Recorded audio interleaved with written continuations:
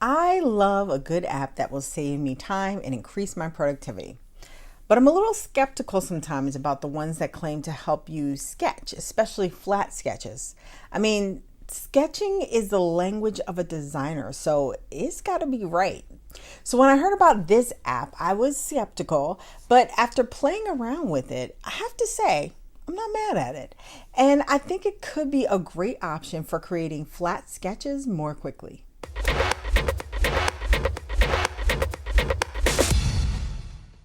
So this app may be new to you. It was definitely new to me. It's called Repsketch. And the concept of it is to find an existing sketch that's similar to your design and use it as a template to create your new design, so you don't have to start from scratch. Now, this is not a new concept at all. Designers do this all the time, particularly those who design within a category like knit tops, woven bottoms, sportswear jackets. But what's different here is that anyone can access an ever-growing library of flat sketches. That's pretty cool. And it's relatively simple to use. The first thing you need to do is go online to repsketch.com. And this is something you need to access from an internet browser. There's no app for it yet, but it does work on an iPad. You just have to go through a web browser like Safari or Chrome. And you can start right away without registering if you want to, searching for a sketch to start with. Type in different tags that best categorize your design to find a sketch to start with. I'm going to type in sweatpant in the search by tag section, and immediately once I type in the tag, whatever sketch is tagged as sweatpant appear. If you want to refine further, you can continue typing in descriptive words, and if you like one of the sketches you found, click the edit button. Let's first go over some of the basic tools. On the left sidebar, you'll see a black arrow, and that will bring up a suite of editing and drawing tools. The arrow allows you to select your sketch, and when you use this tool, additional tools appear underneath it to allow you to clone or create a copy of a sketch, delete, change the stroke settings, and bring an object to the front or send it to the back. You can also freehand draw, create a path, much like you would with a pen tool in Illustrator, add text, or create shapes. There's also save and download icons, and if you click the three dots in the lower left corner, there's another menu of options that include undo, redo, an option to open your own SVG file, a file the format that you can create in Illustrator, duplicate, or delete a design. Right next to the three dots is where you can specify fill and stroke colors, and back at the top is where you can add existing details to your sketch from the library, which I'll go over how to use in a bit. On the right sidebar, you can click the letter I for video tutorials and shortcuts. The cogwheel takes you to design settings, document properties, and licensing info. And in the lower right corner are tools to zoom in and out and to contact customer service. Most sketches are grouped, so if you want to change particular parts of it, you'll need to select it and either ungroup or edit the group.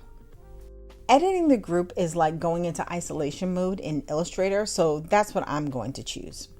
Click Edit Group, and then select any detail you want to remove, and either click the Remove Object icon or just press Delete on your keyboard. Press and hold Shift to select multiple objects at the same time.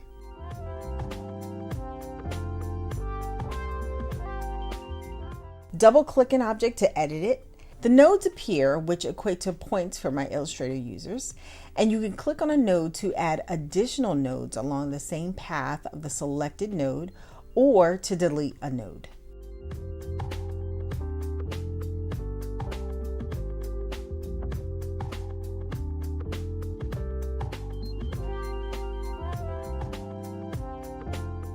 To draw a new shape, use the Create or Edit Path tool.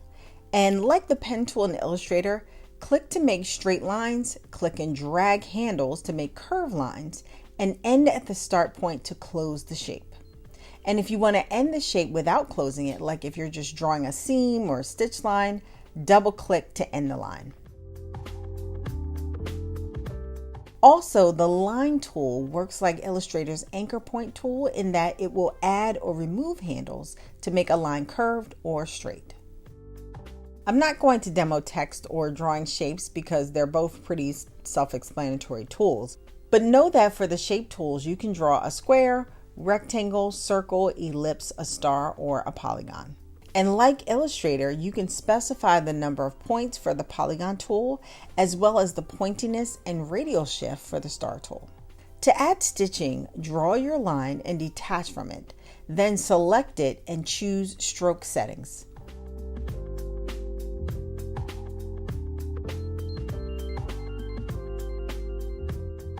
Change the stroke width, usually stitching is a smaller width than the outer lines, and choose one of the dash line options in style.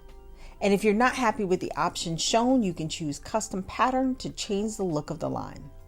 In Illustrator, this would be equivalent to you updating the numbers in the dash and gap boxes. Many of your stitch lines will probably be straight, but if they're curved, you may notice that it's got a fill color on it.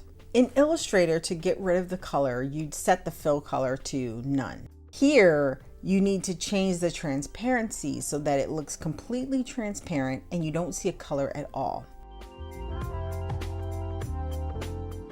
One last thing I want to show you is how you can add details to your design from the Repsketch library. Those 6 dots next to the black arrow opens the components pane. Here, you can search for different types of components to add to your design. Choose between tops or bottoms components, and when you find what you like, drag and drop it onto the sketch. The component will likely be too big for the size of the sketch, so select it and scale it down. Make sure you hold Shift so it scales proportionally, and then drag it in place onto the sketch. Next, select and color the component.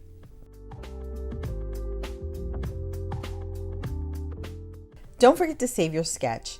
And one thing to note is that saving it here does make it subject to a Creative Commons license, which means that anyone can search it and use it for their own projects. So overall, I like this app a lot. And for those of you who are designing simpler styles, I think this can really be a great option for you. It's very functional to be a free web-based app. Many of the functions replicate or are very similar to what you can do in Illustrator, which is the industry standard for flat sketching. So kudos to Repsketch for doing that. I also love the idea that it's accessible. So if you don't have your own sketches, you don't know how to use or don't have the time to learn Illustrator, or you can't hire a freelancer to draw for you, this can be a simple solution. They're also in the process of creating a contributor program. So if you want to share your sketches, there could be a little money in it for you down the road. It's similar, but obviously not Illustrator, so there are limitations. I don't see an option to join or reflect, and that may be coming. I know this is a relatively new app.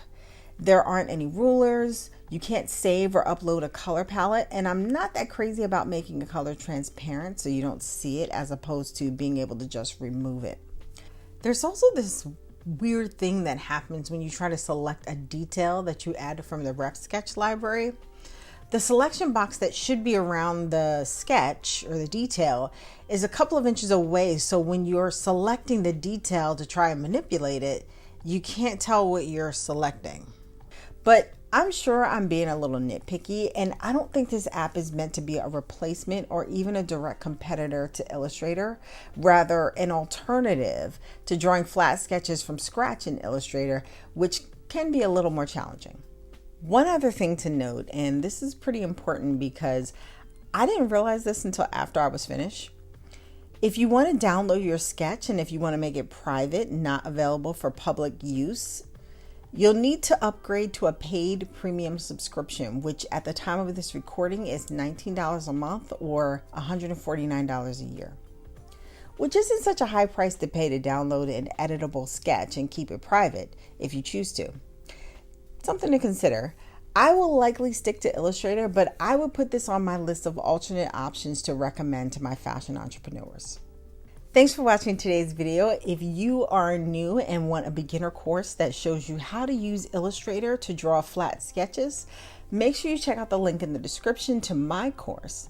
Be sure to like, comment, subscribe, and share this video if you found it helpful. Have a fantastic week. I'll see you next time.